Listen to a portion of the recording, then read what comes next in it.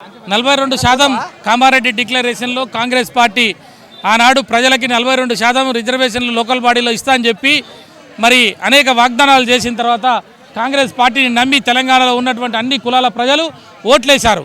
ఓట్లేసి వాళ్ళు సీట్ల మీదకి వచ్చినాక సంవత్సరం గడిచిపోయింది. సంవత్సరం గడిచినా కూడా ఈనాటి వరకు ఎందుకు మరి వీళ్ళకి ఇంప్లిమెంట్ చేయట్లేదు అనేది మా డిమాండ్. కాబట్టి వచ్చే రేపు రాబోయే ఎలక్షన్లో తప్పకుండా వీళ్ళకి మరి చాకలోళ్ళు కానీ, మంగళోళ్ళు కానీ, కమ్మరోళ్ళు కానీ, కుమ్మరోళ్ళు కానీ, దుదేకులోళ్ళు కానీ, ఆరెకటికలు కానీ, మేదరోళ్ళు కానీ, పుతలోళ్ళు కానీ వీళ్ళందరూ కూడా వార్డు మెంబర్లు కాలే ఇప్పటి వరకు. వాళ్ళందరూ సర్పంచులు కాలే, ఎంపీటీసీలు కాలే, జడ్పీటీసీలు కాలే. నువ్వు 42% లోకల్గా ఇస్తే తప్పకుండా వాళ్ళకి అవకాశాలు వస్తాయనేది అందరూ ఎదురు చూస్తూ ఉన్నారు. కాబట్టి మేము ఏమంటున్నాం, తొందరగా నువ్వు లోకల్ బాడీ ఎలక్షన్ ఏర్పాటు చేసి నువ్వు చెప్పిన 42% తగ్గకుండా ఇవ్వాలి అని మా డిమాండ్. లేకపోతే కాంగ్రెస్ పార్టీని ఎక్కడికక్కడ లోకల్ బాడీ ఎలక్షన్ కానీ రేపు ఏ ఎలక్షన్ వచ్చినా కూడా ఈ బీసీ వర్గాలు అందరూ కూడా నమ్మవు. కాబట్టి వాళ్ళని వాళ్ళు మీరు ఏ ఏదైతే మాకు ప్రామిస్ చేసిరో ఆ మాటలు ఏదైతే ఇచ్చారో ఆ మాటల్ని కూడా ఇంప్లిమెంట్ చేయాలనేదే ఈరోజు ఇందిరా పార్క్ కాడ ధర్నా.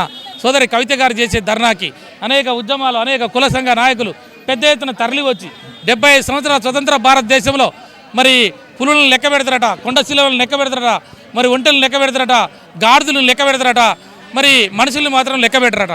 కాబట్టి మేము అడుగుతున్నాం, ఇవాళ ఈ దేశంలో మొత్తం కూడా కులగణన చేయాలి, ఓబీసీ జనం ఎంత ఉందో తేల్చాలి. ఆ ఓబీసీ జనాకి తామాషా ప్రకారం చట్టసభలలో ఎమ్మెల్యేలు కానీ, ఎంపీలు కానీ, ఇక్కడ లోకల్ బాడీలో సర్పంచులు కానీ, వార్డు మెంబర్లు కానీ అందరికి కూడా జనాభా తామాషా ప్రకారం ఇవ్వాలి. 40 లక్షల కోట్ల రూపాయల బడ్జెట్ ఉంటే ఈ దేశంలో 1500 కోట్ల రూపాయలు ముష్టేసినట్టు వేసిర్రు. కానీ 20 లక్షల కోట్ల రూపాయలు ఓబీసీ సమాజానికి ఇవ్వాలి, ప్రత్యేక మంత్రిత్వ శాఖ ఇవ్వాలి, 33% రిజర్వేషన్లు ఇవ్వాలి.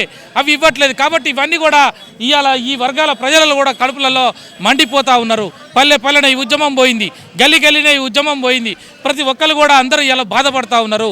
కాబట్టి వాళ్ళందరి డిమాండ్లు కూడా మీరు దృష్టిలో పెట్టుకొని ఇటు కాంగ్రెస్ గవర్నమెంట్ కానీ, కేంద్రంలో ఉన్న భారతీయ జనతా పార్టీ కానీ ఇవన్నీ కూడా ఇంప్లిమెంట్ చేయాలి. ఇది న్యాయమైన పోరాటం, ధర్మమైన పోరాటం. ఈ పోరాటానికి మీరు మద్దతు తెలియజేసి ఈ వర్గాలకు న్యాయం చేయకపోతే రేపు రాబోయే ఎలక్షన్లో లోకల్ బాడీయా, అసెంబ్లీయా, పార్లమెంటా ఏ ఎలక్షన్లనైనా వీళ్ళని చీరి చింతగా కట్టడానికి సిద్ధంగా ఉన్నారని కూడా తెలియజేస్తూ ఉన్నాం.